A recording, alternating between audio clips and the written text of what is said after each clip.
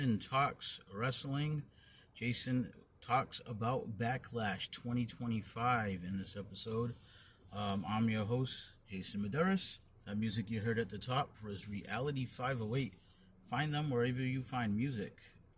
And find me on social media at Jason Talks About in most places. And if you have not yet, please give us a like and a subscribe on YouTube.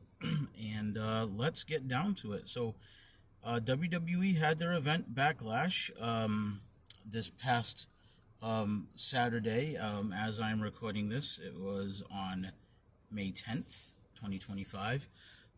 And I gotta tell you, this is not going to be a long review because we had 1, 2, 3, 4, I want to say 5 matches. 1, 2, 3, 4, 5. 5 matches. So, not a lot of matches. I think a very average pay-per-view, not to get ahead of myself. So, let's get into the review. So, the first match they had, which I thought was probably the best match, was the Fatal 4-Way match with Jacob Fatu, the champion, defending against LA Knight, Damian Priest, and Drew McIntyre. So, I'm not going to go blow for blow through these matches. I'm just going to give you the main points and kind of what I thought of them. And then you guys can tell me what you think in the comments or whatnot.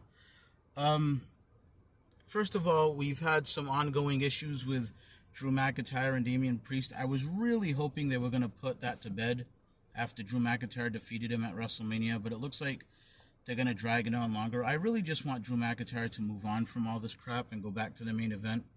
It's kind of sad when the heel is making sense. He talks about how he beat Damian Priest. Why does Damian Priest get to be in the title match? He talks about Randy Orton jumping the line, skipping ahead to fight John Cena. I know in real life reasons they're in St. Louis, so of course Randy Orton was going to fight John Cena. But Drew McIntyre had just pinned Randy Orton a few weeks earlier on SmackDown. So, you know, he does have logic on his side, and I'm a logical guy. Even in the world of wrestling, I would still like a little logic and nuance. I will admit that in recent years, WWE has been much better at that aspect of things. But sometimes the heels do make sense, and that's okay. That's all right. I like the nuance. I like Kevin Owens was doing this type of stuff, and it makes for just better characters on TV. Okay, so in this match, basically what happened at the end, close to the end, was Priest and McIntyre ended up fighting off all the way into the crowd, all the way to this, like, production area where they had suspiciously this really big crate or box thing that was really up high, and right next to it, 2 folding tables with tablecloths on them. Wonder what's going to happen there. So, you guessed it, folks. That's right. They were fighting. Drew McIntyre tried to throw Priest off. He blocked McIntyre, gave McIntyre the south of heaven from the top of the big box thing and crashed through the 2 tables, effectively taking them right out of the match. The referees and officials and everybody ran out. So then it looked like LA Knight might have the upper hand on Jacob Fatu to get his belt back. But no, here comes Solo Sikoa. And off of the distraction of Solo Sikoa coming through the crowd, and LA Knight looked like he was ready to fight him, here comes none other than Jeff Cobb from behind. So that's right, folks. Jeff Cobb is in the WWE now. I'm a little confused because he, to my knowledge, I think he is Filipino, not Samoan. I don't think he has anything to do with that family that's in the bloodline. If I'm wrong, I will admit that. But I did some quick research. It doesn't look like that he is. So if he's going to be with Solo's gang, maybe they're breaking the premise of being part of that whole bloodline of that Anoa'i family or whatever. So I don't know.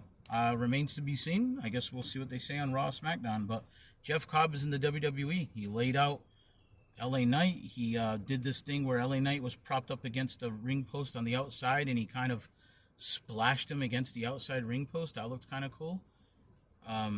He tossed him in the ring. Jacob Fatu looked very confused about what was going on, but he did take advantage, and he did hit LA Knight with the moonsault and retained his title. That's the right call. I think it was too early for Fatu definitely to lose the belt, which is why I think they did the 4-way to kind of protect people.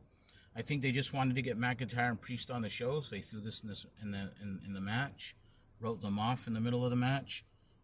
Like I said, I really hope McIntyre moves on. I think he's destined for bigger and better things. So Jeff Cobb into WWE, so big. That was some pretty big news right in the first match. So they opened up kind of hot with that. So, but I thought that was probably the best match of the night. Like I said, I didn't go blow for blow, but it was a decent match. I like everybody involved. They're all good. I think LA Knight's a little underrated in the ring because of his catchphrases and everything, but the guy looks great. He's a good wrestler, and I was very happy with this match, and I thought it was a great way to open the show. The next match was the Women's Intercontinental...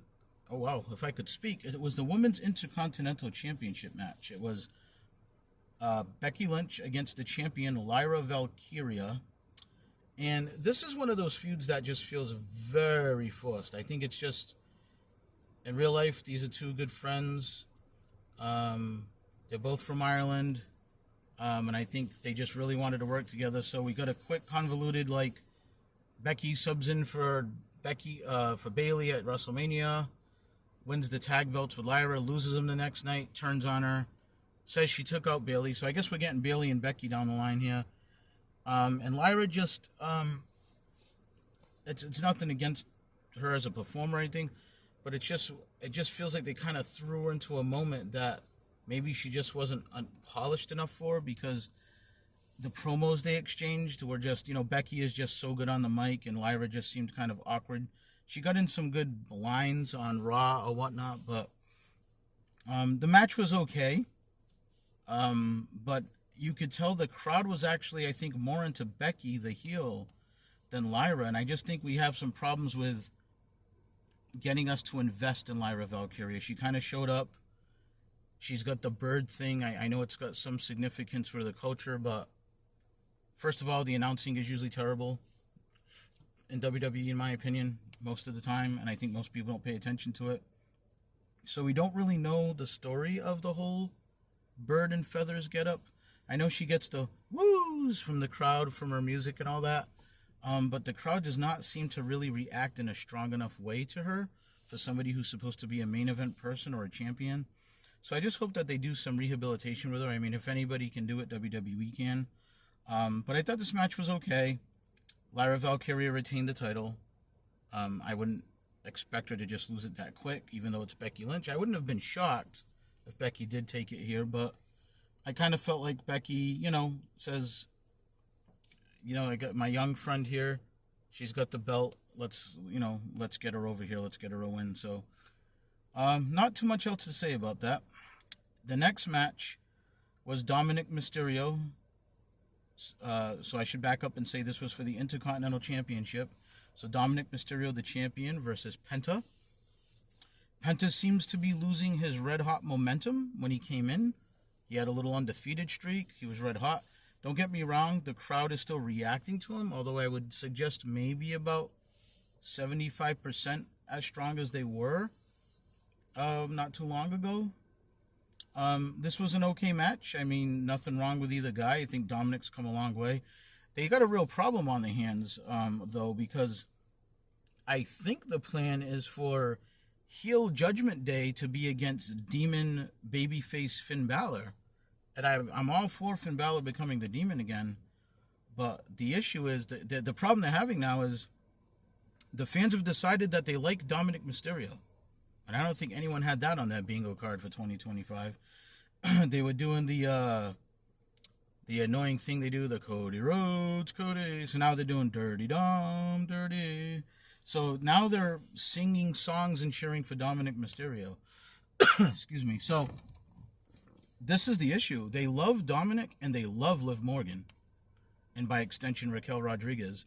So look, you could just ignore it like they did for years with the NWO. I mean, people cheered them. They were bad guys, whatever. I mean, there's always been the quote-unquote cool heel problem in wrestling. I wouldn't mess with it. I think they're supposed to be the heels. If Balor does turn and he's supposed to be the face, I would roll with it and let the fans just react how they're going to. I mean, for years they did this with Reigns and Cena and whatever. You want to listen to your crowd to a degree, but I don't know if we're going to be getting how does babyface Dominic work out? I guess it remains to be seen. Anyway, in this match, Dominic kept the belt after much interference from the Judgment Day, in case you were wondering whether or not Dominic is still a heel. And then ultimately interference from El Grande Americano when the ref was trying to keep everything straight and ended up kicking out the Judgment Day members. El Grande Americano took his chance to knock Penta off the top rope, which led to Dominic 619 frog splash pin. So Penta eats another defeat. Dominic keeps the belt. And more to come, I guess, with El Grande Americano and Penta. So now I'm thinking, Penta, the numbers are getting to him. Do we finally reunite him with his brother? Get the Lucha Brothers together? Because for some reason WWE is milking this and waiting. And I don't think, somebody can correct me if I'm wrong, but I don't think we've seen Rey Fenix since his loss at WrestleMania to Americano. So, yeah, let's see what they do there. I got to think it's sooner than later with the Lucha Brothers. I mean, the tag team division sorely needs an infusion of life, so probably a good thing. Okay, and then we had Gunther against Pat McAfee, and I thought this match was exactly what it should have been. Now, let me just preface this by saying I did not have high hopes for this. Pat McAfee is obviously a green wrestler. He's only had a few matches. I know he can do a couple of flips or whatever, but I wasn't expecting him to have a great match with Gunther. I mean, Gunther can probably have a good match with anyone, but if the guy who's wrestled a couple of times and is basically an announcer with Michael Cole was able to be competitive with Gunther for a long time, that would have been an issue. So I think good on whoever booked this match, because it was exactly what it needed to be. Gunther beating the shit out of Pat McAfee most of the time. And yes, Pat McAfee did have a little hope in spots. He would come back. He would stop, powering up and making a comeback. And then boom, Gunther would just chop him right back down or hit a big move. And so it was a lot of that. And Gunther, you basically get the sense, the way that the match was laid out, that he could have beat him in the first 5 minutes, but it stretched out to whatever it was, 20 minutes or so.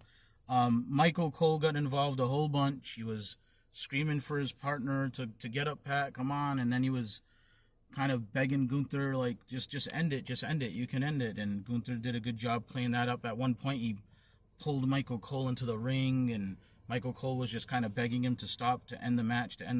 And so this was exactly what it should have been. Gunther beating the hell out of McAfee, the emotional story of Michael Cole, who I think's doing a good job with this. Here's what I do take offense to. Let's stop calling Michael Cole the GOAT, okay? Let's just stop that. I know that Pat McAfee's trying to be nice to his friend, but I would say a few people have entered the chat if we want to talk about announcing. Maybe Gorilla Monsoon, Bobby Heenan, Jim Ross, Jerry the King Lawler, maybe even Vince McMahon himself, Jesse Ventura. I mean, I just off the top of my head named a bunch of people that I think are better than Michael Cole. No disrespect to Michael Cole. He's good. He's been doing it a long time.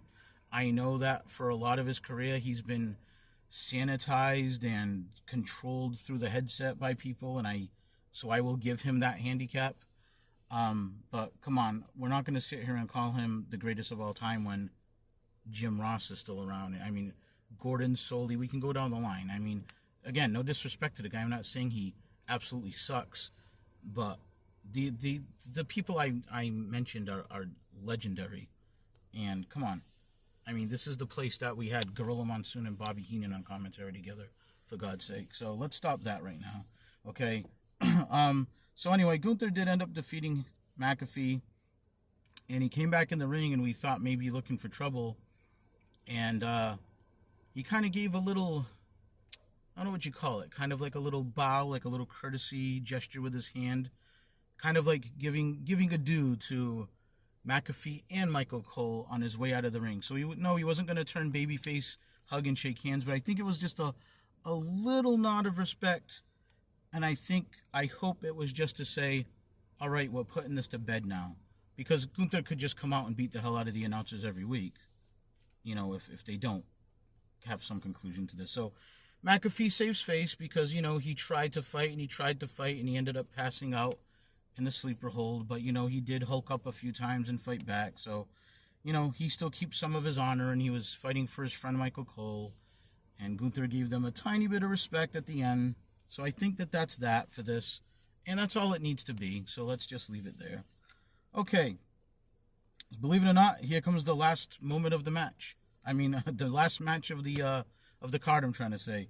John Cena, the champion, against Randy Orton. So they're in St. Louis, Randy Orton's hometown. The crowd is absolutely insane for him. They're singing his song more than even usual that they do. I'm just going to say I don't think this was just an okay match. I still think Randy Orton, even at his age with his back problems and, he's bulked up, not in a bad way. The guy looks like $1 million, but, he doesn't have that same slim build, I think, by design with the injuries he's had and stuff. So Orton still did his thing. John Cena, no disrespect.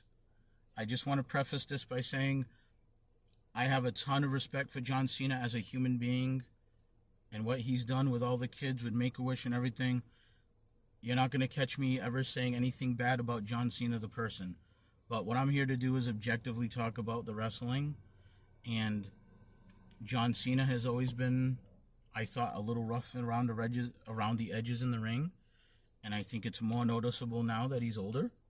And a big problem with John Cena is that I could have basically just wrote down everything he was calling in the match. You constantly see him talking. You can constantly hear him talking and calling spots. It's a big problem. It's been a problem with him throughout his career since I've been watching him, and it was like hugely on display in this match. So that was an issue. I was watching it with people that don't normally watch, and even they said, like, what is he talking about? Is he talking trash to him? And I was like, it's good that you think that. I said, but the fans that know that's not what he's doing, and it's a problem. So anyway, this match was more of kind of a spectacle and a story than it really wasn't a great wrestling match. Let's just put it that way. It's like I said, Orton is always good. He held up his end of the bargain, and I just think he was just getting the most he could out of the situation he was in. Now there was a ton of ref bumps. There was a few times that clearly Randy Orton should have had the title won. The ref is down, then another ref comes in, and it's another ref bump, and he probably had Cena beat 3 different times, so he saves face. They had officials come in checking on the referee, and Orton RKO'd all of the officials, Jamie Noble and I don't know all their names, but basically all the officials that you usually see come out, all the former wrestlers. And he did once again RKO Nick Aldis. And I thought for a second there, when Nick Aldis was kind of acting kind of weird with his body language, and I guess it was because he was getting ready for the RKO, I thought, is he going to turn? Is he going to nail Orton and cost him the belt because of Orton RKO him? So now, he's been RKO'd 3 times. So, are we going to see Nick Aldis get back in the ring against Orton? I don't know. Seems possible.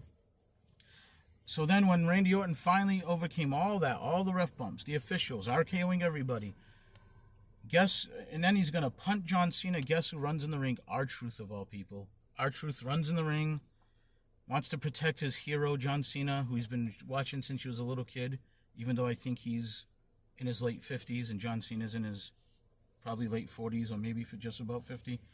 But, we all know the R-Truth character. It's supposed to be funny. And even RKO's him. But at the end of the day, John Cena got the low blow. Ref still down. He gets the belt shot to Randy Orton's head. He pins Randy Orton, 1, 2, 3. Retains. Cuts a little promo on the second turnbuckle about how he's the last real champion, and he's going to retire champion. And we go off the air with St. Louis booing John Cena. And then I guess I didn't watch the post show, but I've seen posts that R-Truth, I guess, came out and tried to talk to him, to talk to John Cena and be a little fanboy or whatever he's doing. And John Cena laid him out and put him through the table at the press conference. I've also seen some posts that I guess people that were there live said that John Cena kind of lingered in the ring for a while and had a very like conflicted look on his face. So I don't know if they're starting to play that up already, but maybe not on camera just yet. Because I still predict that John Cena's got a flip back face before he's fully done. Because come on, why would you do this in the guy's home stretch? I still don't understand that decision. But anyhow, that was it. Believe it or not, folks, I'm about 20 minutes in, and this is what WWE gives us now. You've got 3 hours to watch 5 matches and a lot of filler and a lot of talking and a lot of advertisements and a lot of promotion. I mean, there's got to be, a half an hour in between these matches. It just slogs on forever. Say what you want about AEW, and I say plenty, all right, before anybody accuses me of favoritism. And by the way, their pay-per-views are too long, but they don't have the problem of the boredom in between, like, you know, all that. Like, put it this way, in 3 hours in an AEW pay-per-view, you're going to have more matches than this. Because their matches are long and they're all going for 5-star bangers. However, there's not the 20 minutes of promotion in between every match. God, it's just, it's hard to sit through, especially in the age of where I'm used to watching things on a little bit of a delay and fast forwarding the commercial. Yeah, okay, God, maybe I'm spoiled or whatever, but it's too much. It's too long. WWE needs to find a way to trim this down a little bit. So anyhow, that's it. That's my Backlash review. I want to thank you guys for listening, and stay tuned for more from me. I was off for a couple of weeks there, but we're back. We're going to be doing programming. I will be covering AEW as well, and we're going to be doing some politics, which we haven't done. I've been quiet since the election, but now it's time to let my thoughts be known, so we're going to be doing that as well. So everyone who's listened, thank you very much. Please give us that like and subscribe, and I will catch you guys next time.